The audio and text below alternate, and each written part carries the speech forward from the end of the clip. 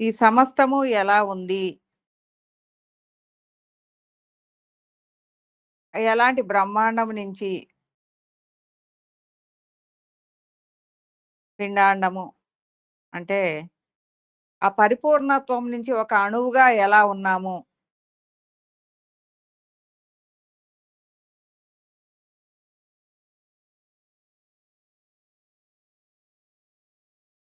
ఎలా ఆ పరిపూర్ణత్వము అనేది ఉంది అని తెలుసుకున్నాం. మరి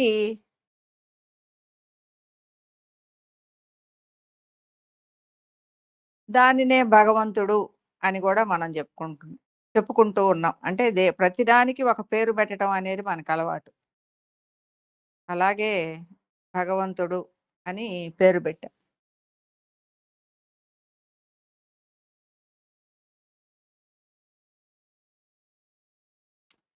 మరి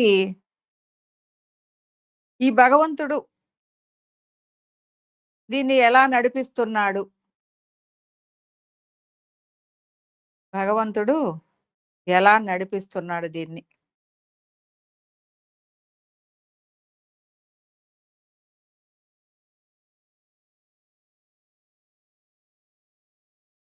మనందరికీ గూడా మనం చెప్పుకుంటూ ఉంటాం. మనం గాదు నడిపించేది భగవంతుడే.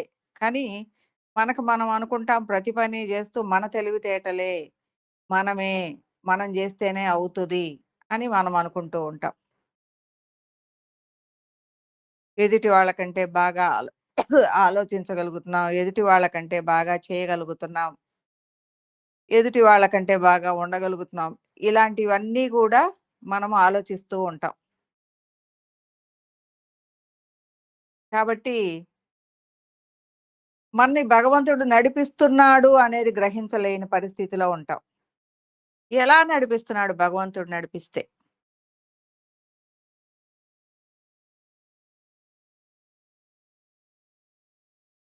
అనేది మనం దృష్టి పెట్టినట్లయితే,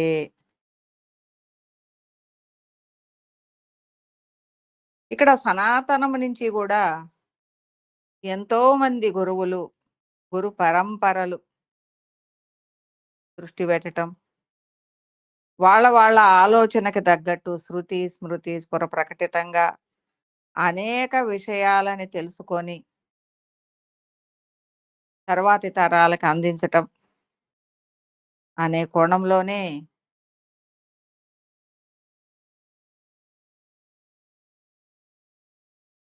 అనేకమైన విషయాలు మనకి తెలిసాయి. అలాగే ఈ భగవంతుడు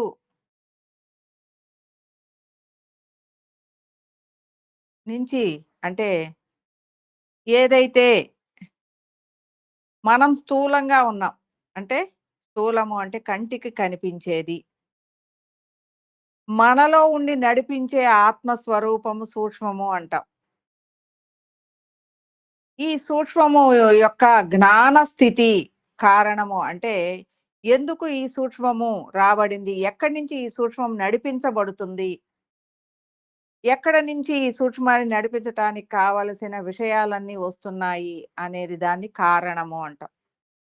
ఈ కారణాలన్నిటినీ గూడా నడిపించేది మహాకారణము అంటాం. ఎలా నడిపిస్తుంది ఈ మహాకారణమంతా గూడా దీన్నే సమస్త ఈ సమస్త ఆత్మ స్వరూపములో ఈ మహాకారణంలోనే కారణము, సూక్ష్మము, స్థూలము గూడా అన్నీ ఉంటాయి. ఈ మహాకారణం యొక్క ప్రభావము కారణాల మీద, సూక్ష్మాల మీద, స్థూలాల మీద గూడా ఉంటుంది. అంటే మహాకారణం నుంచి కారణము, కారణం యొక్క ప్రభావము సూక్ష్మం మీద, సూక్ష్మము యొక్క ప్రభావము స్థూలం మీద ఉంటుంది. కాబట్టి ఈ మహాకారణం ఎలా ఉంటుంది? దీనినే మనము సమస్త ఆత్మ స్వరూపము అంటున్నాం. నిర్మల శాంతి ప్రకాశానంద స్వరూపము అంటున్నాం. దీనిలో అనేక స్వరూపాల సమాహారమే సమాహారం యొక్క జ్ఞాన ప్రకాశమే మహాకారణం.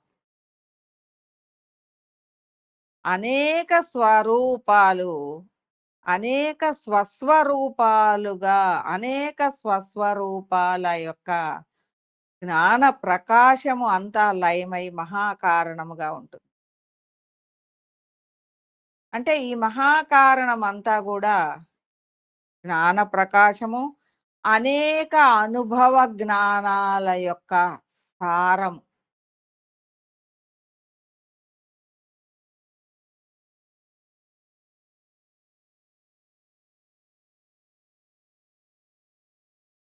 దీనికి ఆవల ఉన్నదే మనం భగవంతుడు అని చెప్పుకుంటాం. అంటే ఈ మహాకారణములోని స్పందన, ప్రతిస్పందనలు జరుగుతా ఉంటాయి.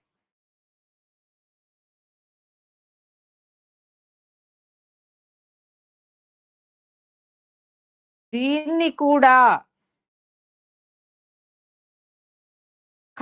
దీనికి కూడా కదలని స్థాయిలో ఇదంతా తన దృష్టిలో ఉంచుకొని సమస్తం వైపు, సమస్తానికి ఆవల ఉన్నదే భగవత్ స్వరూపము అని చెప్పబడుతుంది. కానీ భగవత్ స్వరూపం వేరు, మహాకారణం వేరు, కారణం వేరు, సూక్ష్మం వేరు, స్థూలం వేరు, ఇన్ని వేరు లేవు. ఉన్నది ఒక్కటే. కానీ మనం వేరు వేరు పనులని బట్టి దాన్ని విడదీసి వివరణగా చెప్పుకోవటం కోసమే మనం ఇలా చెప్పుకుంటూ ఉంటాం. మనం గూడా అక్కడ శివం అని చెప్పుకున్నాం. అర్ధనారీశ్వరం అని చెప్పుకున్నాం. దాని తర్వాత సర్వ చైతన్యము అని చెప్పుకున్నాం. పంచబ్రహ్మలు ఇవన్నీ గూడా ఒక్కటే. ఏకంగా ఉన్నదే. కానీ వివరణ మనకి అవగాహన కోసం దానికి ఒక్కొక్క పేర్లు పెట్టుకొని వివరణాత్మకంగా చెప్పుకుంటూ వచ్చాం. అలా వివరణాత్మకంగా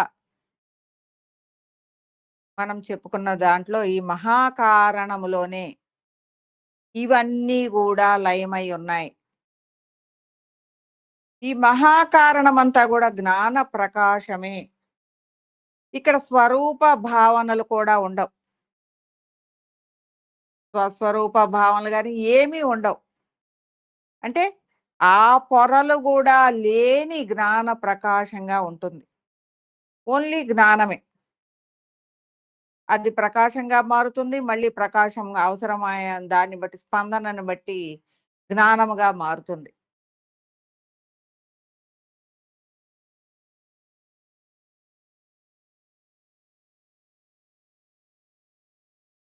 కాబట్టి ఇలాంటి స్థితిలో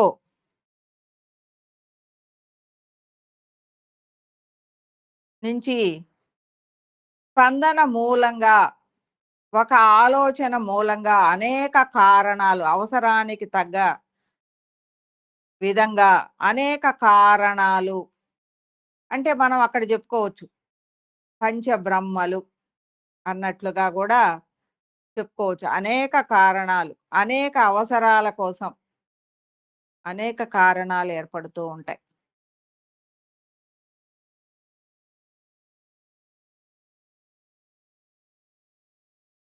ఇక్కడ పంచబ్రహ్మముల దగ్గర నుంచి అనేక కారణాలుగా అనేక మార్పులు చెందుతూ ఉంటాయి. వాటన్నిటిని కూడా మహాకారణంలోనే చెప్పబడతాయి. ఎందుకు అంటే కారణంగా చెప్పబడతాయి. ఎందుకంటే వీటికి స్వరూప భావనలు ఉంటాయి. ఒక ఆలోచన ద్వారా ఒక రూపాన్ని ఏర్పరుచుకొని కారణాలుగా వస్తాయి. అనేక పనుల కోసం, అనేక స్పందనల కారణంగా, ప్రతిస్పందనాత్మకంగా అనేక కారణాలు ఏర్పడుతూ ఉంటాయి.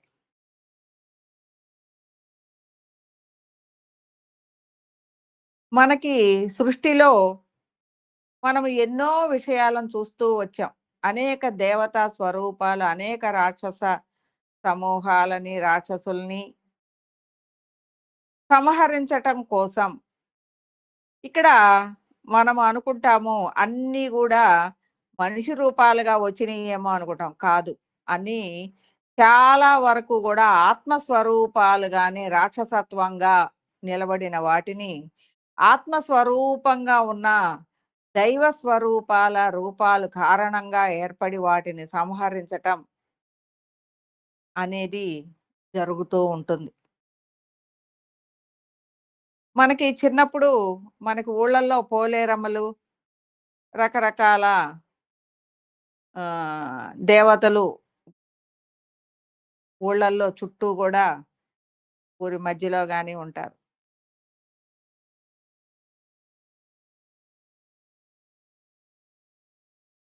ఆ ఊరి మీదకి రకరకాల కలరా గాని, మసూచి గాని, రకరకాల జ్వరాలు, ఫ్లూ జ్వరాలు గాని ఇలాంటివి వచ్చి జనానికి ఇబ్బంది కలిగిస్తూ ఉన్నప్పుడు ఊళ్ళో జనాలందరూ కలిపి ఆ పోలేరమ్మలకి, వీళ్ళకి జాతర జేయటం, పూజలు జేయటం, ఆ మహమ్మారిని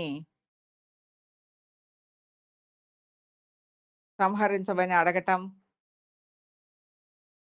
ఆ జ్వరాలు గాని, ఆ పీడితంగా ఉన్న వాటిని క్లియర్ జేయడం. మనం గూడా కరోనాలో గూడా మనకి దాదాపు మనం ఆ దశ నుంచి దాటేసి వచ్చాం. ఎందుకంటే, ఆ మహమ్మారులన్నీ వస్తే వాటికన్నిటికి టాబ్లెట్సు, మెడిసిన్స్ వచ్చేసినియి. అందువల్ల పోలేరమ్మల్ని, అంకమ్మల్ని, గంగమ్మల్ని ఎవరు పూజ జేయట్ల. ఎందుకు అంటే, ఆ భయం లేకుండా బోయింది. ఎప్పుడైతే మనము అక్కడేమి మనకి కనిపించదు. ఒక రాయే ఉంటుందక్కడ. కానీ వాటిని ఆపగలిగిన శక్తి ఈ ఆత్మ స్వరూపంగా ఉన్న ఆ దేవత ఆ మహమ్మారుల్ని ఆపుతుంది. ఆ కాలంలో వాటన్నిటికి మందులు లేవు గాబట్టి, అందరూ కలిసి ఆ పూజలు జేస్తూ ఆ శక్తిని పెంచేవాళ్ళు.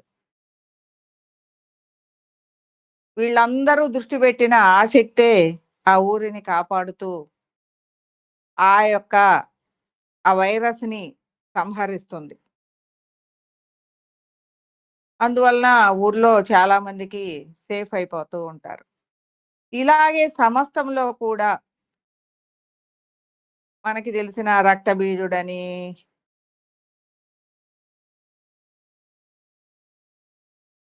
చాలా రాక్షస స్వరూపాలు నాకీ పురాణాలు బాగా తెలియవు.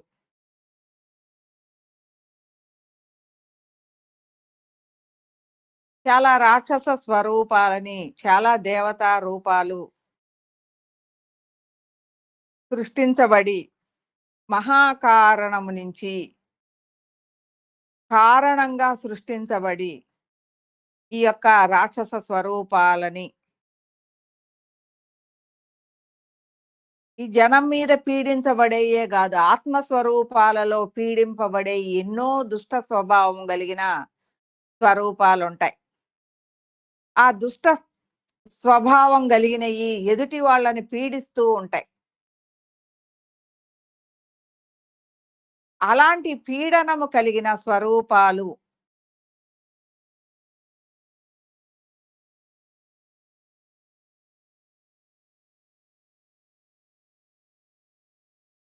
వాటి యొక్క శక్తి పెంచుకొని ఆత్మస్థితి మీద అవి ఆధిపత్యం వహిస్తూ ఉన్నప్పుడు, దానికి ప్రతిస్పందనాత్మకంగా మహాకారణం నుంచి ఎన్నో ఆ ప్రకాశము జ్ఞాన రూపంగా, జ్ఞానము కారణంగా అయ్యి, ఒక కారణంగా అయ్యి, ఈ యొక్క దుష్ట శక్తిని సంహారం చేయటానికి అనేక కారణాలుగా ఏర్పడుతూ ఉంటాయి.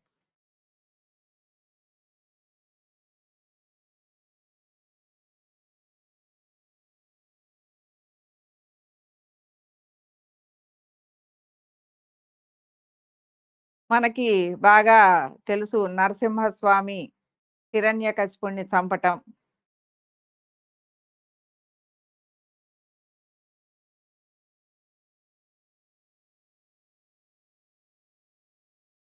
హిరణ్యకశిపుడు లోకకంటకుడైనప్పుడు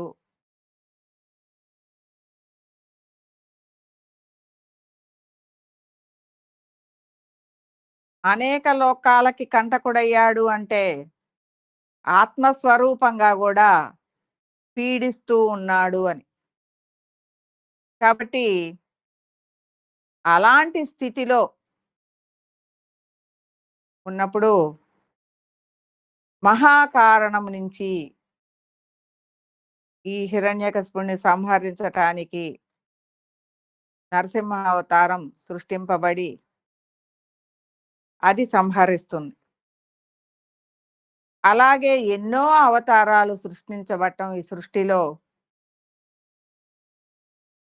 అవి ఈ ఆత్మస్థితిలో ఉన్న ఎన్నో రాక్షసత్వాలని సంహరించటం, నిర్వీర్యం చెయ్యటం అంటారు.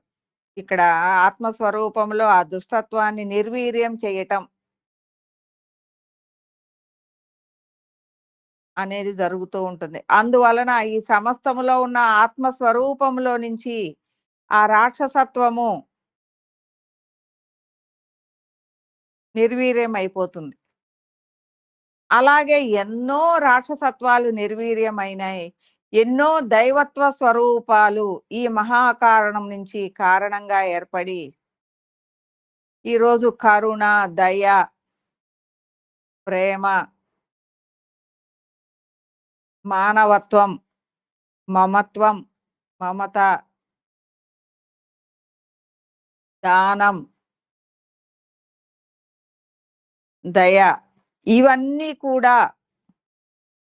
స్నేహశీలత్వం ఇవన్నీ కూడా దైవత్వ లక్షణాలు.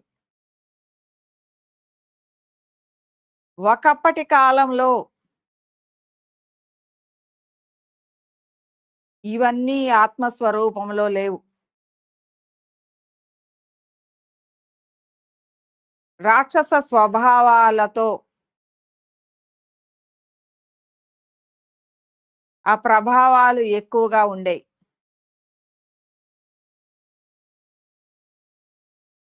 వాటన్నిటిని మార్పు చేస్తూ ఆత్మస్వరూపంలో మహాకారణం నుంచి అనేక మంది, అనేక హృదయాలు ఈ కరుణ, దయ, శాంతి, ప్రేమ ఇవన్నీ నెలకొల్పే అనేక కారణాలు ఉద్భవించటం.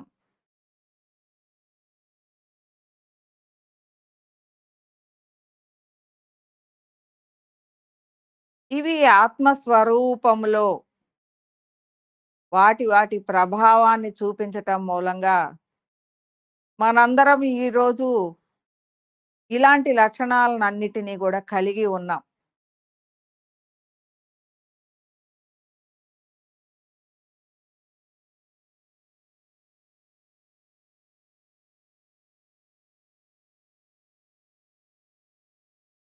అటు రాక్షసత్వాలు ఎలా ఆత్మస్వరూపంలో ఎలా ఉద్భవించినయో, ఇవి కూడా అలాగే ఎప్పుడైతే ఒకటి అనేక కారణాలు, అనేక ప్రభావాలు, అనేక ఆలోచన రూపంగా ఏర్పడతాయో, అకారణంగా అవి కొన్ని రాక్షసత్వాలు వాటికి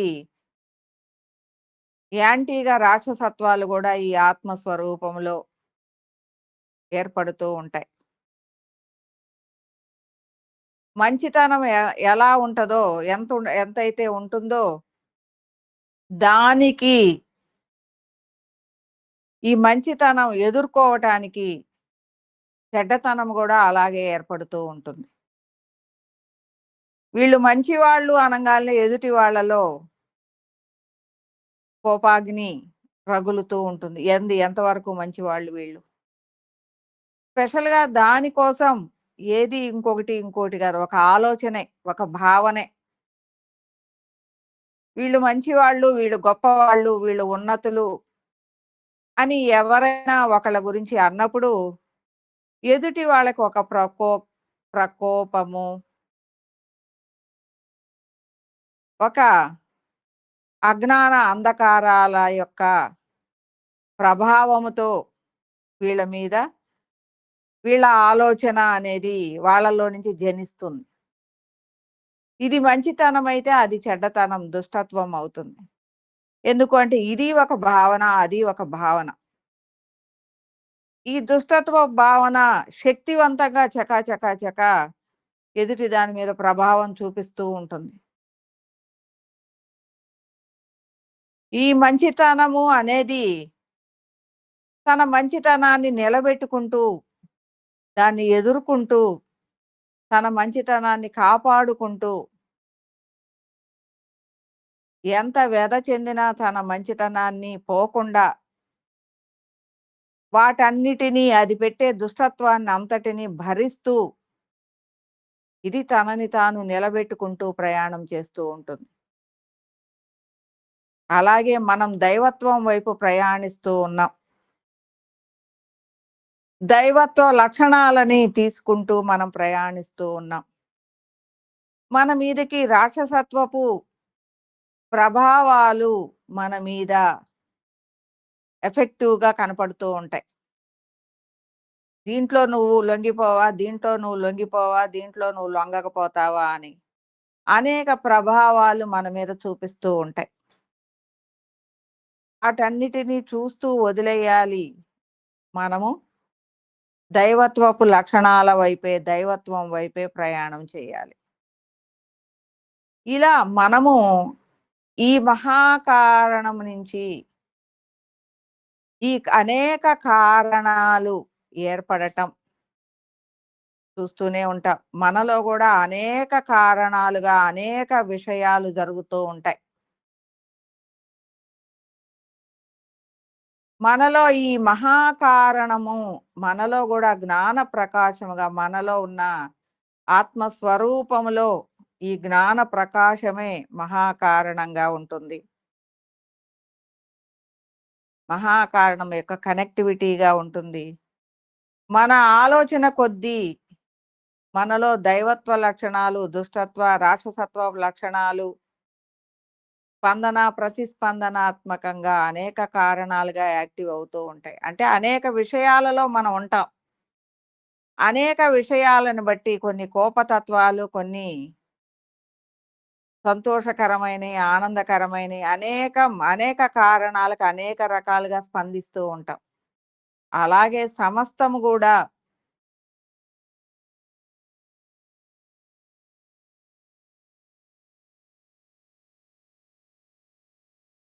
ఇందాకే ఒక ఆవిష్కరణలో చెప్తూ ఉన్నారు. దైవత్వపు ప్రభావాల కంటే దుష్టత్వపు ప్రభావాలు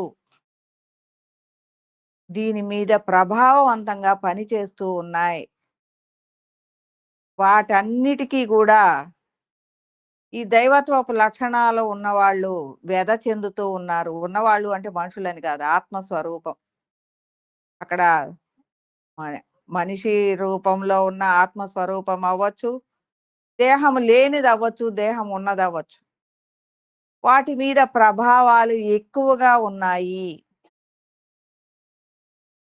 మీ అనేక ఆవిష్కరణల వల్ల ఆ రాక్షసత్వ ప్రభావాలు తగ్గిపోయి, దైవత్వ ప్రభావాలు చాలా పెరిగినాయి అని చెప్తూ వచ్చారు. అలాగే మనము ఈ దైవత్వపు లక్షణాలతో ప్రయాణించాలి అంటే, ఇక్కడ మనకి గూడా అనేక కారణాలు మనము స్వస్వరూపాత్మకమైన అనేక స్వరూపాలు మనతో లయమై మనము గూడా ఒక పెద్ద కారణంగా ఉంటాం. చాలా పెద్ద స్వస్వరూపాత్మకంగా ఉంటాము. మన యొక్క మనలో ఉన్న భావనలు సమస్తం మీద ప్రభావవంతంగా ఉంటాయి. అంటే మనం ఒక కారణంగా ఉన్నాం.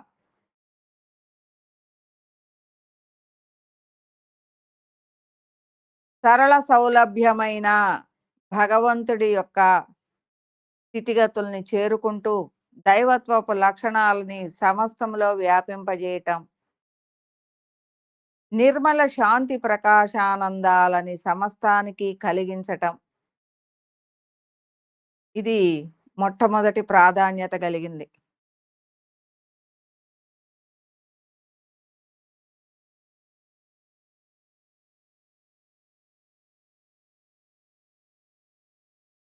సత్యాత్మ ఆవిష్కార అన్వేషణ అనేది తనదైన ప్రయాణములో కారణత్వాన్ని కలిగి ఉంది. దాని యొక్క ప్రభావాలు, జ్ఞాన ప్రకాశాలు సమస్తం మీద దైవత్వపు లక్షణాలని వ్యాపింప చేస్తూ ఉన్నాయి.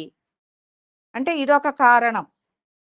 అలాగే ఎన్నో కారణాలు మనకి తెలుసు. ఆది శంకరాచార్యుల వారు అమ్మవారిని లలిత పరమేశ్వరి అనే అమ్మవారిని గురించి లోకానికి తెలియచేస్తూ, ఆ అమ్మ యొక్క స్వరూపము, శివ స్వరూపాన్ని లోకానికి తెలియజేస్తూ, వాళ్ళ గురించి అనేక విధాలుగా వర్ణిస్తూ, వాటి యొక్క విశిష్టతని, ఈ ఆత్మ స్వరూపంలో ఉన్న దాని యొక్క విశిష్టతని లోకానికి తెలియజేస్తూ వచ్చారు.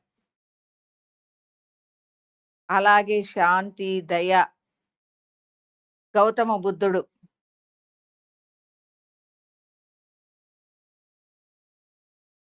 ఈ సమస్తానికి, లోకానికి ఇక్కడ ఒక స్థాయి, ఒక కారణత్వంగా ఉన్నప్పుడు వాళ్ళ యొక్క స్థితిగతులు సమస్తములో నిలవబడతాయి.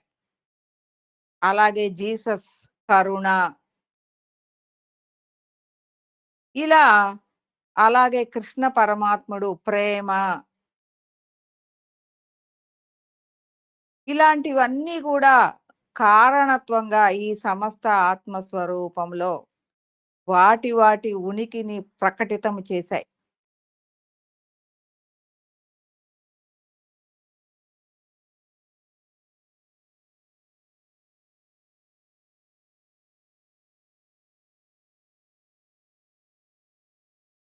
ఇదంతా గూడా ఈ సమస్త ఆత్మస్వరూపంలో అనేక సూక్ష్మమైన లక్షణాలుగా ప్రకటితం అవుతూనే ఉంటుంది.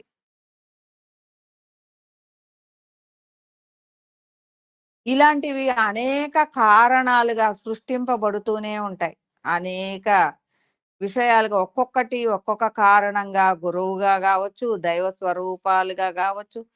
ఈ దైవ స్వరూపాలు మహాకారణం నుంచి కారణంగా ఏర్పడటం, ఆ పని చేసుకోవటం మరలా మహాకారణంతో లయమైపోతూ ఉంటాయి. కొన్ని స్వరూపాలు మాత్రమే ఈ లోకానికి తెలియబడుతూ ఉంటాయి. అలాగే కింద నుంచి మనలాగా ప్రయాణం చేసే గురువులు లోకాలకు గూడా మార్గదర్శనంగా నిలబడగలిగిన కారణ స్వరూపులుగా ఉంటారు.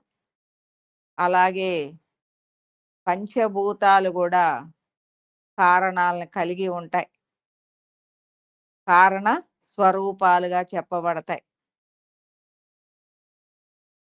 ఈ దైవత్వ లక్షణాలు కలిగిన దైవత్వ స్వరూపాలు గావచ్చు, దైవత్వ లక్షణాలు కలిగిన గురువులు గావచ్చు, ఆ స్థాయి స్థితిగతులకెళ్ళిన సద్గురు, సత్తుని అవగాహన చేసుకున్న గురువులు వీళ్ళు కావచ్చు. వీళ్ళందరూ గూడా కారణ స్వరూపాలు. అంటే ఈ స్వరూపంలో సమత్వ భావన, ఏకత్వ భావన, దైవత్వ లక్షణాలు,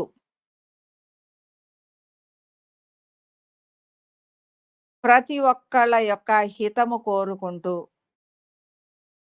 ప్రతి స్వరూపానితో గూడా హితంగా ఉండుతూ, వినయ విశ్వాస భావోన్నత ప్రియత్వాలని కలిగి, ఈ ఆత్మ స్వరూపం యొక్క ఆ లక్షణాలనన్నిటినీ అవగాహన చేసుకొని,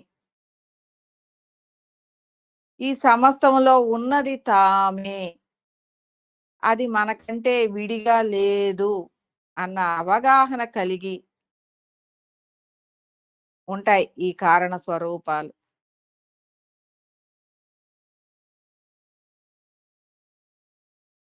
ఎంతో మంది గురువులు, ఎంతో మంది దేవతలు,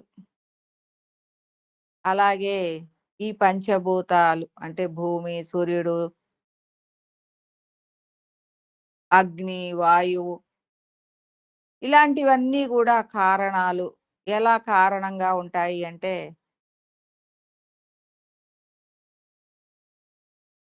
ఇందులో వేరు తత్వం లేదు.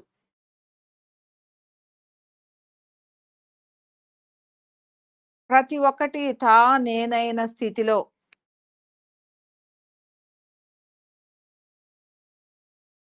ఒకటిగానే భావన చేయగలిగిన స్థాయిలో ఉంటాయి హృదయాలు. నేనొకప్పుడు చెప్పేదాన్ని. గాలి పెద్దగా వీస్తుంది. అబ్బా! ఈదురు గాలిలో ఇదేంటి ఈ పిచ్చి గాలి అని ఆ గాలిని తిట్టుకుంటూ, ఆ దుమ్ములేస్తుంది, ఆకులు లేస్తున్నాయి, కంట్లో, నోట్లో బడుతున్నాయి, ఇబ్బందిగా ఉందన్న దానికి తిట్టుకుంటూ ఉన్నాం. కానీ ఆ వాయుదేముడు ఇవాళ నన్ను తిట్టింది, రేపటి నుంచి ఈమెకి గాలి లేకుండా, ఊపిరి ఆడకుండా జెయ్యాలి అని ఏమైనా అనుకుంటున్నాడా? అలాంటిదేమీ లేదు. తిట్టుకుంది నేనే. ఉన్నది నేనే. నేనైన స్థాయిలో అది నేనై ఉన్నాను. ఈ మంజుల గూడా నేనే నన్ను తిట్టింది అనే వేరు స్వరూపం లేదు. మంజుల లో ఉండి నన్ను నేననుకున్నాను. అంటే మంజులాలో ఉన్నప్పుడు ఆ భావన కలిగి ఉంది నాకు. అది నేనై ఉన్నాను అన్న ఆలోచనగా అలాగే గురుస్వరూపాలు, దైవ స్వరూపాలు కూడా చాలామంది దేవుణ్ణి మనకు పనైతే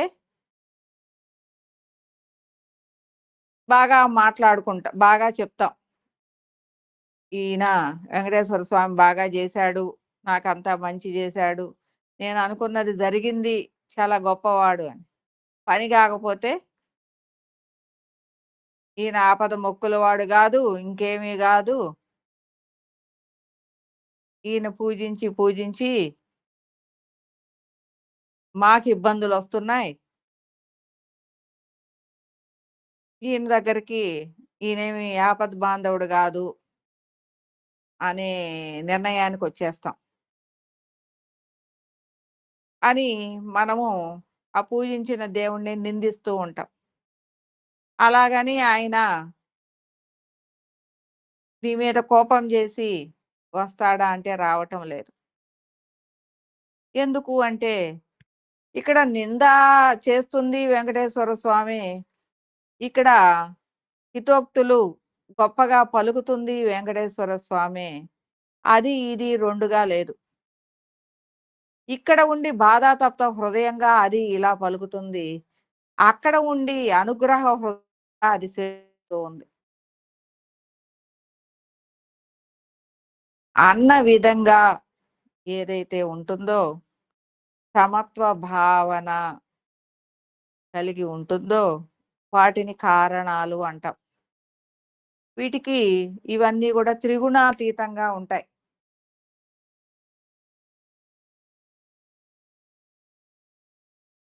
ఈ అరిషడ్ వర్గాల ప్రభావము వీటి మీద పనిచేయదు.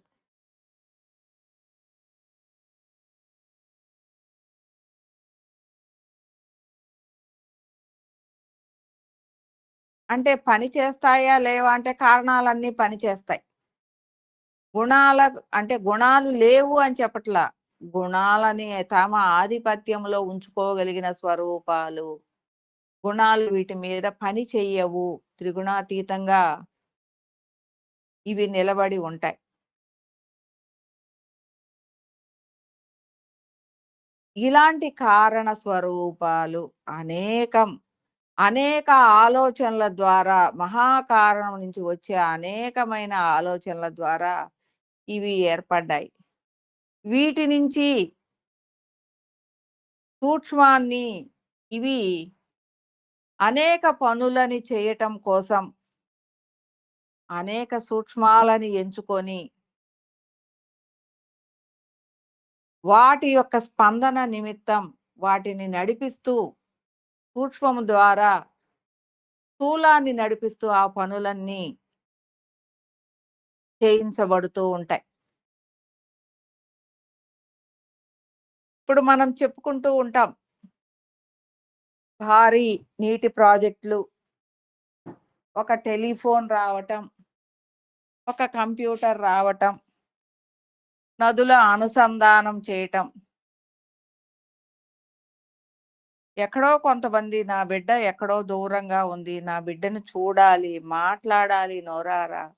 నా బిడ్డను చూడాలి అని అనేక హృదయాలు ఒకప్పటి ఆ వేదనే ఆ టెలిఫోన్ కనుగొనబడటం.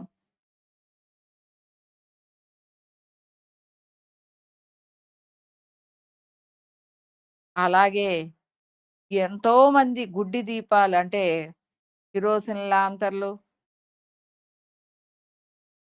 ఇలాంటి వాటిని ఆ కాలంలో కరెంట్ లేని కాలంలో వాటిని పెట్టుకొని జీవిస్తూ ఉన్నవాళ్ళు, ఆ గుడ్డి జీవితం నుంచి వెలుగులో గావాలి అన్న ఆలోచన ద్వారా కరెంటు కనుగొనబడటం, రకరకాల ప్రయాణాలకి రకరకాలైన వాహనాలు ఏర్పడటం,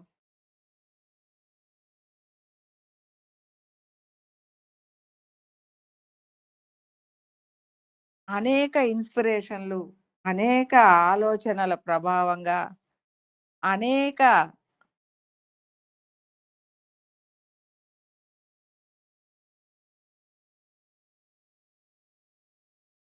కారణాలుగా అనేకమైనవి రూపొందింపబడటం. వీటి కోసం వాటి ఆలోచనలుగా ఈ సూక్ష్మాల మీద కారణాల యొక్క ప్రభావాలు సూక్ష్మాల ద్వారా స్థూలాలని నడిపించటం ద్వారా ఆ ఆలోచనలు కలిగించటం, ఆ తెలివితేటల్ని కలిగించటం, ఆ వైపుకి ప్రయాణం చేయించటం, ఇవన్నీ గూడా ఈ మహాకారణం యొక్క ప్రభావం కారణం మీద, కారణం యొక్క ప్రభావం సూక్ష్మం మీద, సూక్ష్మం యొక్క ప్రభావం స్థూలం మీద ఉండి నడిపిస్తూ ఉంది. ఈ సమస్తాన్ని కూడా.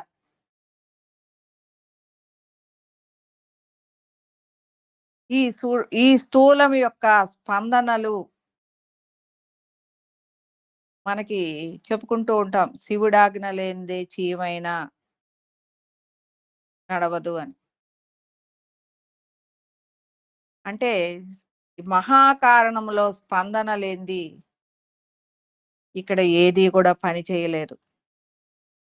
ఆ స్పందన అనేక కారణాల నుంచి, అనేక కారణాల ద్వారా, అనేక సూక్ష్మాలని స్పందింపచేస్తూ ఎవరు ఏ సూక్ష్మాలు ఏ పనులైతే చేయాలో, ఆ పనులు చేస్తూ ప్రయాణం చేస్తూ ఉంటాయి. అలాగే ఎన్నో పెద్ద ప్రాజెక్టులు కట్టబడ్డాయి. నదుల అనుసంధానం చేయబడ్డాయి. ఇప్పటికీ గూడా కొత్త కొత్త ఫోన్‌లు కనుగొనబడుతూనే ఉన్నాయి. ఎక్కడెక్కడో ఉన్న గ్రహాలలో ఉన్న విషయాలని కనుగొనబడుతూ ఉన్నాయి. ఖగోళ శాస్త్రంలో.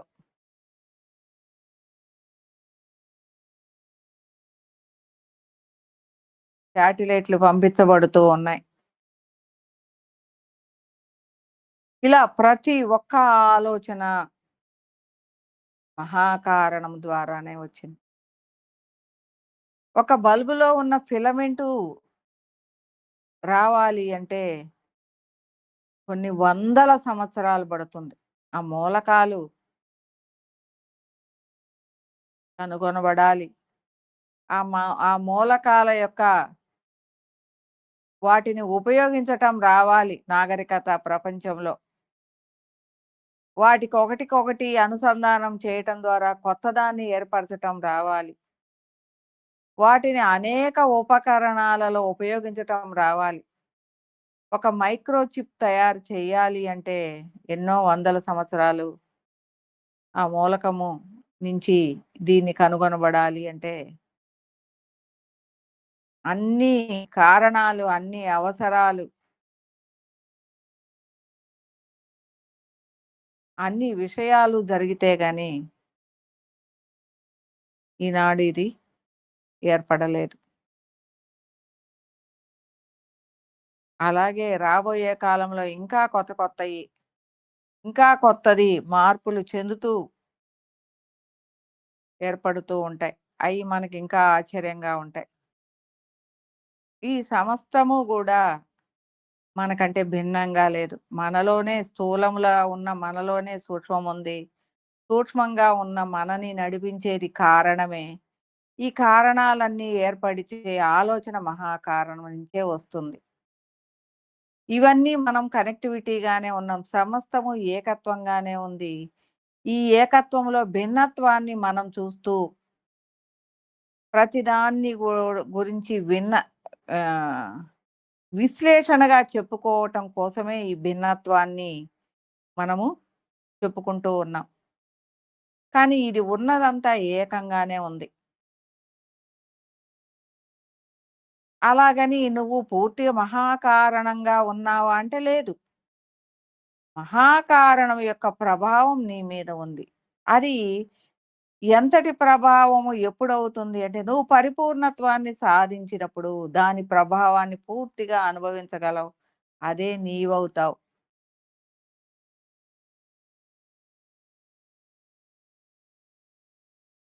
ఈరోజు మనము మహాకారణములో అంటే ఆత్మస్థితిలో మనకి ఒక ఆలోచన వచ్చినా మనం దాన్ని గ్రహించలేని స్థితిలో మనసులో వివేకము లేకుండా మనస్సుతో ఆ విషయాలని అనేక రూపాలుగా చూస్తూ ఆ లోపల నుంచి వచ్చిన దాన్ని ఎరుక చేసుకోకుండా మనము ఈ మాయలో పడి మనసు అనే మాయతో అనేక ఆలోచనలు చేస్తూ ఉన్నాం.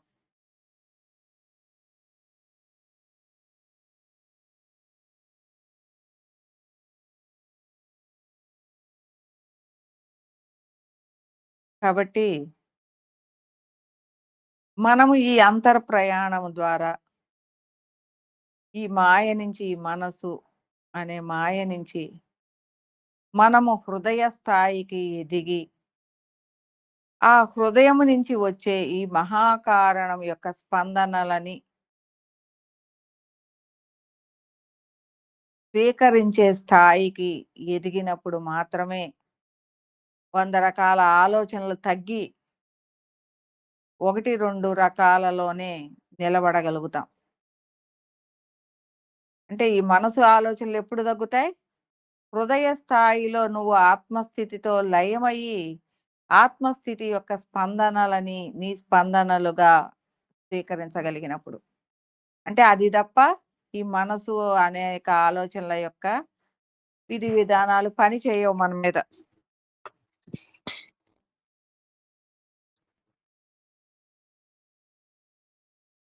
కాబట్టి ఇలాంటి స్థాయి స్థితిగతులలో మనము నడిపించబడుతూ ఉన్నాం.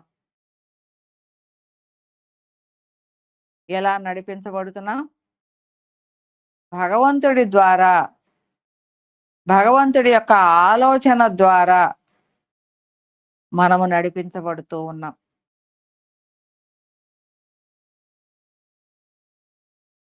ఈ ఆలోచనలు నుంచి ఏదైతే గ్రహించగలుగుతామో అది కారణమవుతుంది.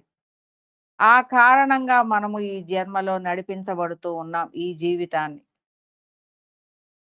ఆ కారణాన్ని తెలుసుకున్నప్పుడు కారణము నుంచి పరిపూర్ణ స్థాయి మహాకారణ వైపుకి ఈ స్వరూప స్థితిగతులను కూడా వదిలివేసుకొని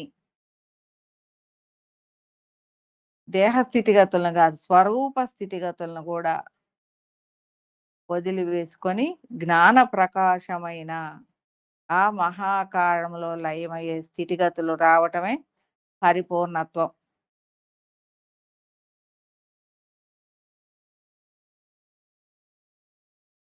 అలాంటి ఏకత్వ స్థాయికి వన్నెస్ అని చెప్పబడుతున్నాం, అద్వైతం అని చెప్పబడుతున్నాం, చెప్పుకుంటున్నాం. ఆ స్థాయిలో అవగాహనాత్మకంగా ఉన్నప్పుడు దాన్ని అద్వైత స్థాయి అవగాహన అంటాం. కానీ నువ్వు అద్వైతంగా ఉన్నావా అంటే అవగాహనగానే ఉన్నావు. ఎప్పుడు అంటే ఈ రూపాన్ని వదిలేసి, స్వరూప స్థితిగతులను వదిలేసి, ప్రకాశ స్థాయిలో నువ్వు నిలబడి ఉంటావో, అప్పుడు అదే నీవై ఉంటావు.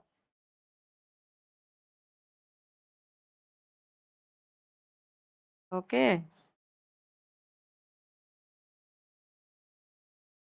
ఇది భగవత్ స్థాయి నుంచి మనని నడిపించే సమస్తం గురించి